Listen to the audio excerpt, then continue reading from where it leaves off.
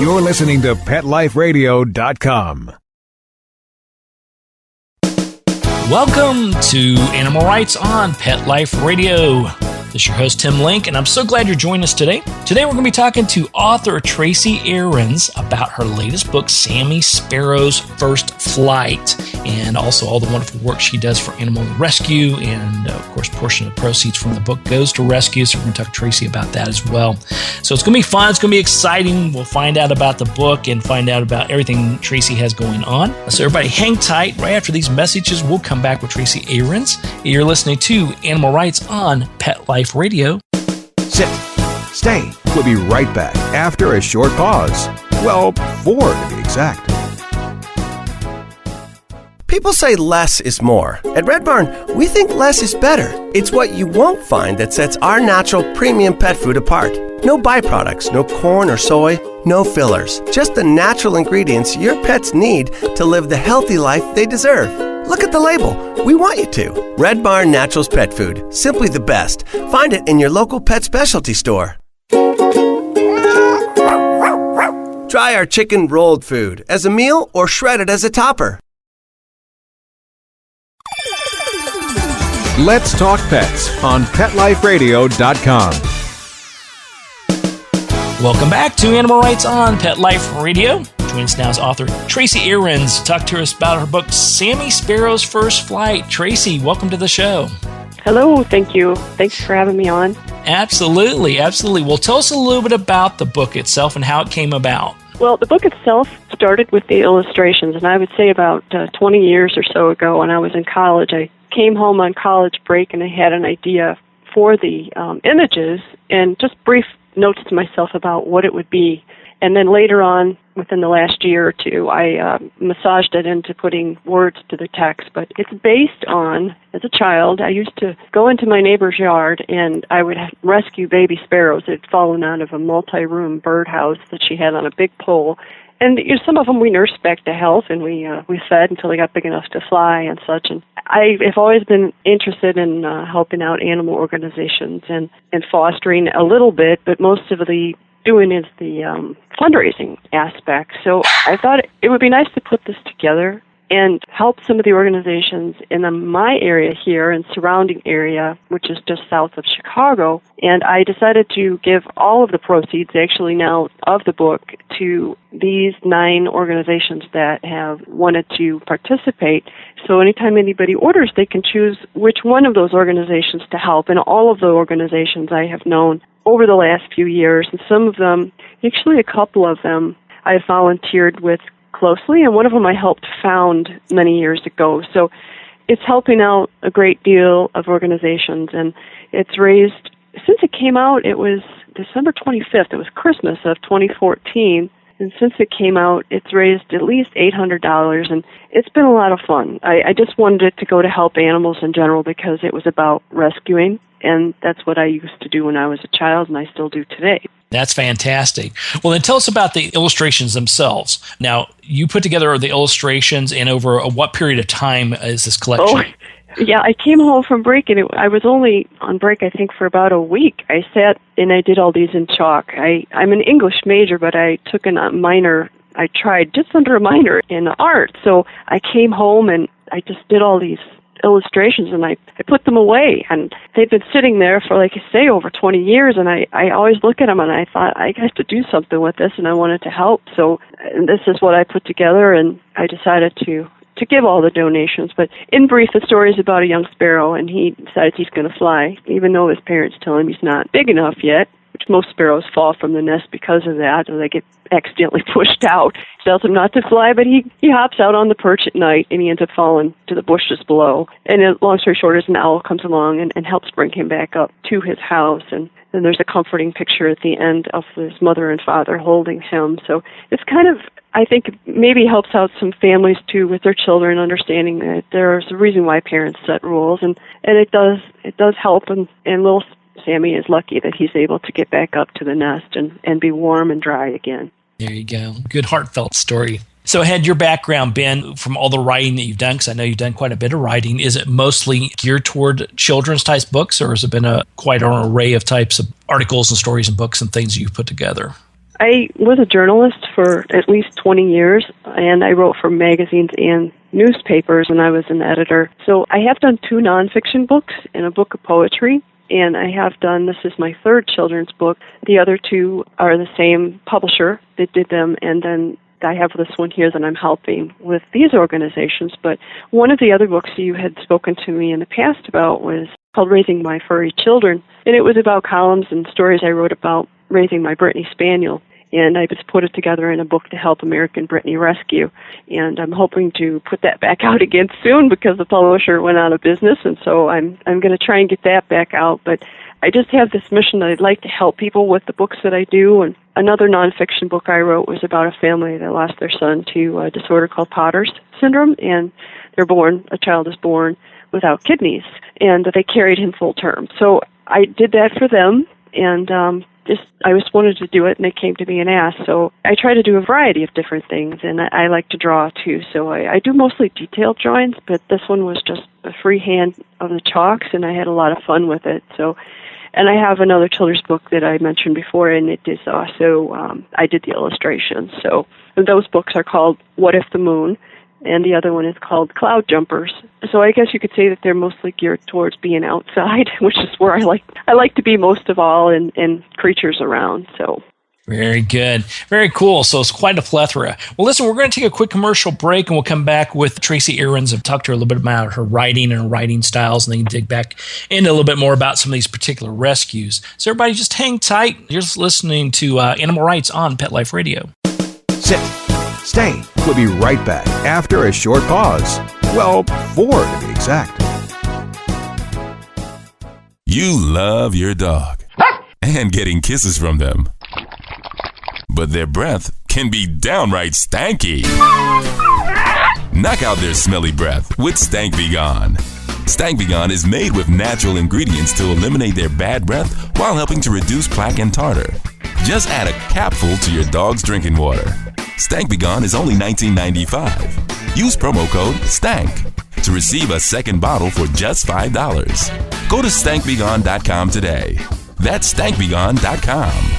Hi, this is Tim Link, animal communicator and pet expert and host of Animal Rights on Pet Life Radio. Have you ever wanted to know what your pet is really thinking? Do you want to find out if they truly understand what you're trying to tell them? Ever wish you could build a better understanding and closer relationship with your pet? Well, now you can. Learning to Communicate with Animals is a 4-part on-demand workshop. In the workshop, you'll learn the essential techniques that are necessary to communicate with animals, including what is animal communication, breathing correctly to achieve the perfect state to communicate with your animals at a deeper level, using guided meditation exercises and method to communicate with animals, and how to send and receive information from your animals. So if you're wanting to learn how to communicate and connect with your animals at a deeper level, visit PetLifeRadio.com/workshop and purchase and download Learning to Communicate with Animals. You'll be glad you did.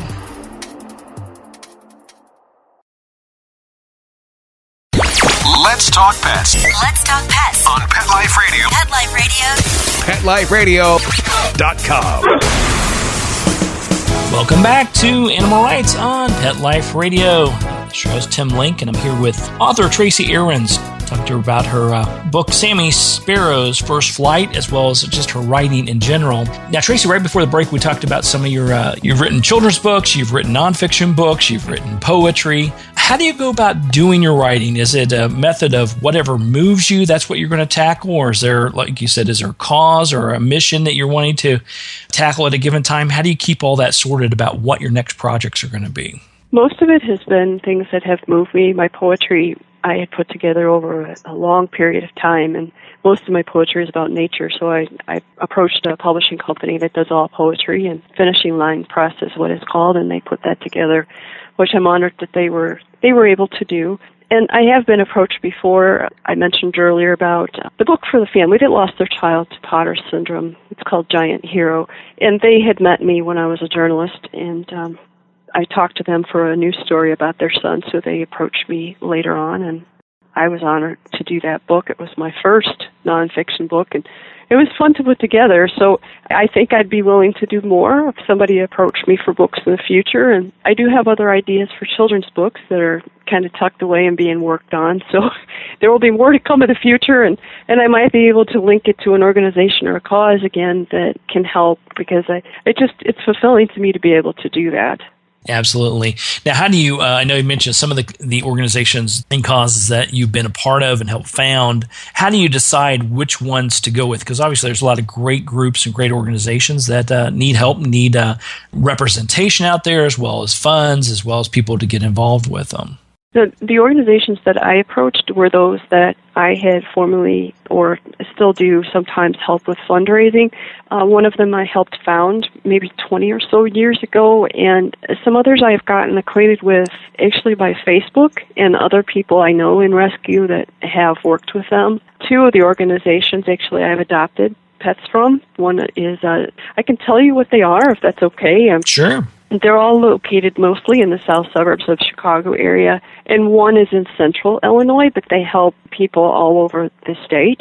So there's It's a Pity Rescue, which is in Peatone, Illinois, New Beginnings for Cats, which is in Bourbonnais, Illinois, and that's where I adopted one of my cats. There's River Valley Animal Rescue, which is in Momence, Illinois, which is where I reside. And then there's Cache Creek Animal Rescue, which has a branch in Joliet, Illinois. And Illinois Horse Rescue of Will County, which is located in Beecher. I have Iroquois County Animal Rescue, which is in Iroquois, Illinois. The Kankakee County Humane Foundation in St. Anne, Illinois, and that is where I adopted my dog. I have Because Animals Really Count, that's in Kankakee, Illinois, and that is a group I helped to found years ago for our local animal control to help them raise funds for a new facility. And then there's a new group I added, which is Hospice Heart, and it's a fascinating group. I discovered they take in animals that have had, their owner has to go into assisted living or their owner has died, which I think is a wonderful, wonderful cause, and they've placed many, many animals so they don't have to go into shelters. So all of these groups I approached, and I asked them if they wouldn't mind my help with the donation or donations from the book, and people can just download an order form from my website and select which group they'd like to help, and that's where I will send the money. And that makes it easiest for me. And then if I go to an event, I have forms that are made out for each group, specifically if I'm at one of their events, so that every purchase goes to that group. And the whole price of $9.95, so it's close to $10, goes from every book goes to that particular organization chosen. So it's worked out fairly well. Like I said, it's reached at least $800 in donations. So, and I'm hoping that it will continue. Yeah, absolutely. Well, let's go ahead and give a shout out to what is your website, so we'll get that posted out there. Yes, if you go to my website, it's Tracy Ahrens, TracyAhrens.Weebly, which is WEEBLY.com. And when you go there, at the top of the page, it'll say the Sammy Shelter Project, and you just click there, and it'll walk you right through. Very good. So we'll get that posted out. Everybody go take a look at that. Look at all of Tracy's wonderful books and causes. Give a donation. Purchase Sammy Sparrows First Flight and choose the rescue you want to donate to. What a great cause for that. So we do appreciate that. And before I let you go, Tracy, I want to talk to you about, you mentioned that you were a journalist for years, and yes. wanted to talk a little bit about how do you do your comparisons? Well, what's it like being a journalist and what goes into that compared to maybe some of the works that you've done in publishing? Are there some things you can pull from being a journalist to write a good, say, nonfiction book or another book? And then what is as far as just the pleasures and pitfalls of either one of them? Well, it's a lot more detailed doing a book, so it's going to take some time versus a news story. But I have been able to select some things out of stories like the book I wrote for the family that lost their son. People have noticed my name in a local paper for years, and I have done some freelance writing for the Chicago Tribune. So there are times when people will talk to me and ask me if I've ever written a book and ask if I'm interested in helping them. And I have no problem with that. If I feel connected to the cause or the subject matter, I really enjoy doing it and diving in. I like to research, and I think that's part of journalism too. It ties over into nonfiction books, or I have never done science fiction or something like that, but I like nonfiction. I like the reality portion. So I think those things tie over, and the focus to be able to write concisely and to organize is important, because I think sometimes people have problems with organizing their thoughts or how they want to outline something. And I'm more than willing to talk with somebody and help them with that. And I think that's helped me. And possibly the connections of people I met over the 20 plus years, people who had written books, I was able to talk to them and ask them what routes they went. And actually, the publisher of my children's books, I had met a gentleman who published through them. And that's how I found out about their company, and I approached them, and that's the first publisher that accepted one of my books, and I've done all three with that publisher now, which has been great.